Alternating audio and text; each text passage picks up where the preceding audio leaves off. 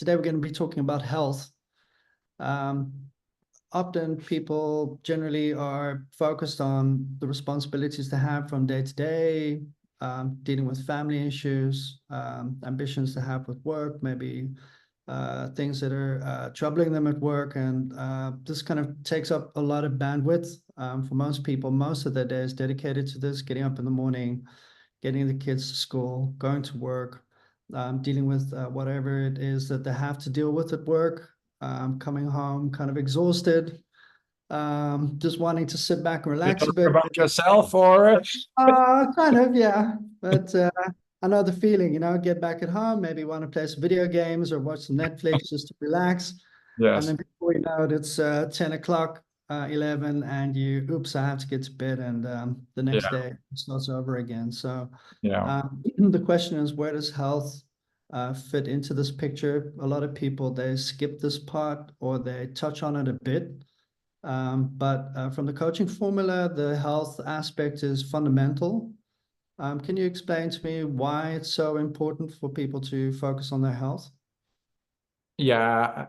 Of course, health is fundamental because if something is going on with your health, it immediately limits everything else in your life, whether it's work or family, whatever responsibilities you have, whatever it is that you try to accomplish, or whatever you are trying to enjoy in your life is immediately compromised when health is compromised. So it's an absolute no-brainer that health is fundamental for everything else. However, when we look at people's behavior, they often prioritize other things over health. And they say something like, yeah, where do I get the time? And so I have to be really smart about it, because otherwise I don't get my clients to make the progress that I want them to make. Because if they invest more in, let's say, their work to generate a certain success, and they start be more invested in their relationships and time they spend with their kids, there's even less time left for health. And so sooner or later, whatever they build will not stand very steady. So we cannot allow ourselves to in any way bypass the importance of health. Mhm.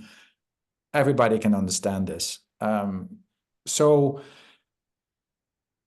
yeah, how do you proceed with that, right? What are the challenges? So one of the challenges you already mentioned, time. So I just try to be smart about it. Doesn't always work, but sometimes it does. So when the client says, I don't have time, I always say, no, it's time. Mhm. That's the starting point. It's time. Yeah, I will do it. No, it's time. And then it says, yes, but. And when they say the word but, I said, there's only one but, and that is your but, which needs a little kick right now. Because if you allow people to come up with this excuse mentality, of course, it's never going to happen. So that's the first thing that needs to be tackled. And then you can just start to apply some honesty to and reflect on how they are living now, basically their lifestyle, because that's maybe a better word even than health. Lifestyle, which then includes things like food, exercise, relaxation, even your environment, because depending on your interactions with people, whether you work in an office or you spend a lot of time outside, all of these things matter. And once you have an understanding of where the client is, we basically just focus on the next step. What could be the next step? So we're not trying to set really big goals, but we want clients to navigate towards their objective by ticking every box, where health and lifestyle is a very fundamental one. So we can't skip it. But it's just one box of the many boxes we need to tick to create the necessary progress. You can't skip it, but it's something people have a hard time doing. Often, there's a certain mental tenacity that's necessary to get yourself in motion, moving out of the door if the gym is, not in your house, and you have to be motivated. You have to sacrifice Netflix time or gaming time or family time even, Yeah. to invest in going out and exercising.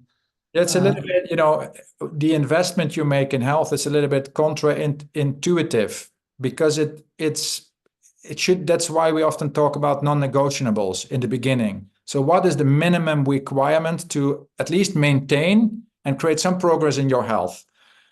So you move towards better. If you do nothing, health will go down. If you don't exercise, your health will go down. You don't eat the right foods, your health will go down. You don't relax enough, your health will go down. So if you don't do enough, it's going down. And we want to make progress. So that's almost like a calculation. And once we make that calculation, there's a minimum requirement to create progress. That will then be the driving force behind all the other actions and all the other areas in your life that you want to create some progress in. So once we have established that, it becomes a non-negotiable. Because the question, you want to make progress or you want to go backwards? You want to move forward or you want to move backwards? Mm-hmm. So once that is established, that clarity, then it basically becomes a non-negotiable, which means it doesn't matter if you feel like it. It doesn't matter if you have resistance towards it or you don't have time. Mm-hmm. It's a non-negotiable. You have to do it. Yeah. So that is an interesting arena, you could say, to move into with the client. So we're not really talking about just health. We talk about mentality, emotional resilience, meaning, oh, my emotions are telling me that today I don't feel like doing my work or my workout. Would you do it? It's like when you work for a boss or you have your own business and you say in the morning, well, today I don't feel like it, and you don't go, well, how well is that going to work out for you? So we're just applying principles that we apply to so many other things in our lives. But we also need to learn to apply it to health. And for some reason, when it comes to health, we seem not to be able to do that so well. And that's just an interesting. Well, so what seems to be lacking often is this understanding of the link between physical health and mental health. So when we talk about physical health or doing exercise, people might have a bit of a stereotypical idea about that it's only for, to look better or to be stronger. Yes. Like missing the aspect of it, that it's not just for that. It's a big component of this is that you're going to feel a lot better. Yeah. To we need to understand that maybe we've learned a lot of the wrong things.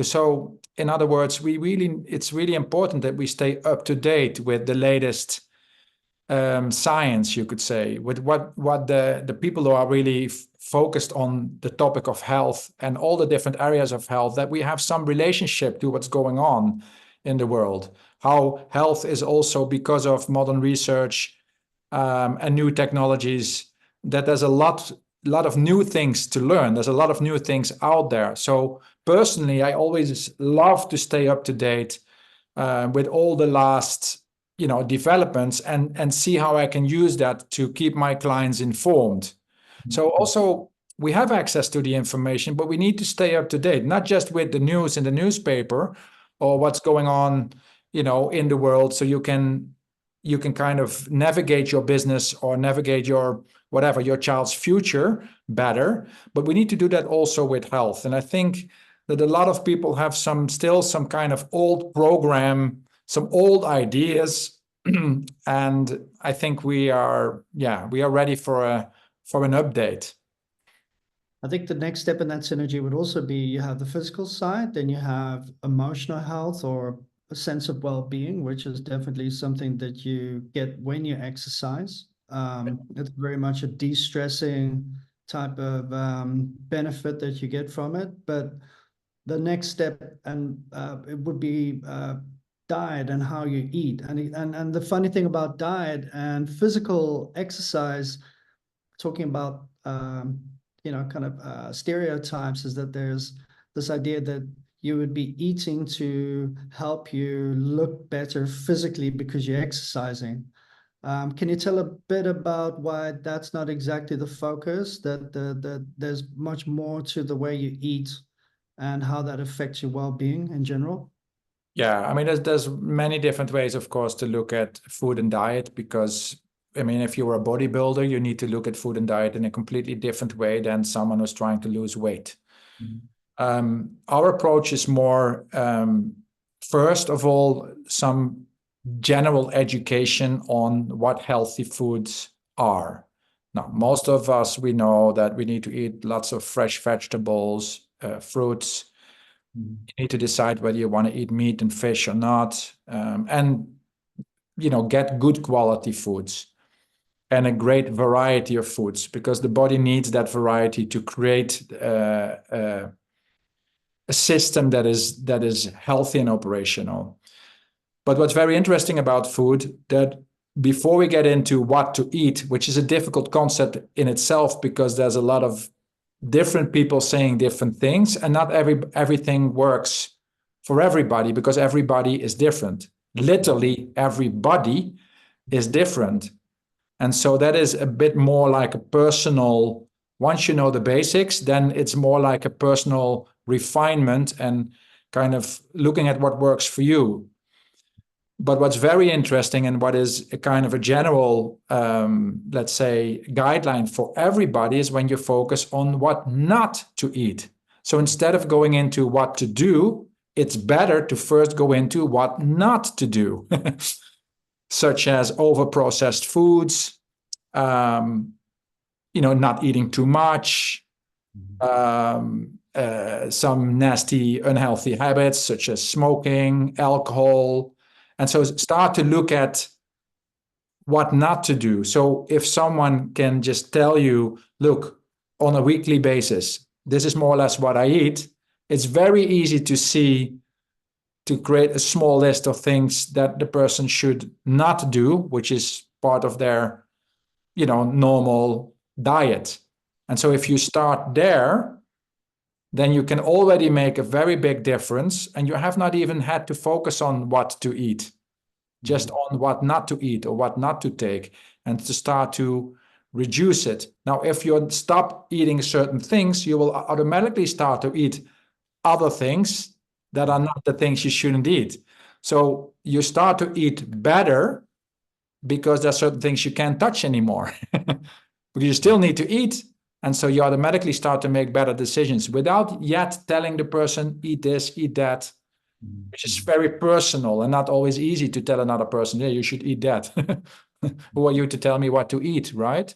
But knowing that these things are bad for me and are compromising my health and therefore my mental, physical, emotional state, and therefore compromising my chance for creating the success and the life and the lifestyle that I want to create for myself and be the best version of myself, then it becomes a bit of a no-brainer. And that's more the angle that we at least start off with. And getting to the best version of yourself, can you tell me a little bit about the machinery you have in the back there? And is that a machine that you work on yourself? And could you tell maybe a little bit about how you keep yourself fit? Yeah, of course. For this interview, I wanted to do it in my fitness room. Well, what I've done, and this is, you could say that health for me is a hobby. I really love being invested in my health and my well-being, both for myself and also, of course, for my clients. But I really love to stay up to date and try out new things. And I happen to have, actually, this used to be my bedroom, and I moved my bedroom to a smaller room to have the fitness room here. If you could see it all, then you would see much more equipment. There's a boxing bag there. Here's a big fitness device. I even have a sauna, and I have basically everything that I need to do my fitness routine at home. But if you would walk through my house, you would find different, let's say, objects and things. When clients visit me, they are really always looking over my shoulders, and they look at how I wake up, and I go outside and I spend some time in the sun, and I take a cold shower, and I walk barefoot on the grass, and then I come in and I prepare myself my lemon water and drink it calmly before I kind of go into the gym and how I prepare my breakfast. So when clients come here or friends, they automatically get inspired, and they then often, without saying anything, they get home and they start to apply some of the things that they've seen here and send me pictures, and it's really funny.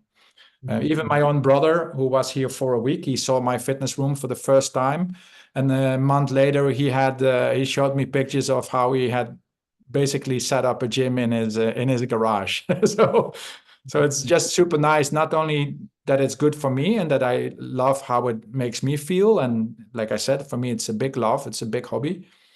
But it's also great how I'm able, through my own actions, which are good for me, so it's between me and me, I do it for myself, I do it by myself, for myself, with myself, but automatically, as a consequence, I'm inspiring others. And I mean, I think that's a really amazing little extra that you get with that. Very, very good. We've touched on the subject of health. Of course, it's a very broad topic that I think we'll have more discussions about health. There's so many nooks and crannies and different topics there that are really fascinating to touch on. Yeah. I'd like to thank you for talking about health and giving us a little peek and sharing some of your thoughts about health and also food and dieting. And also giving us a little look in your man cave there with machines and your healthy lifestyle. So yeah, thank you, and speak to you soon again. Ciao. Thank you.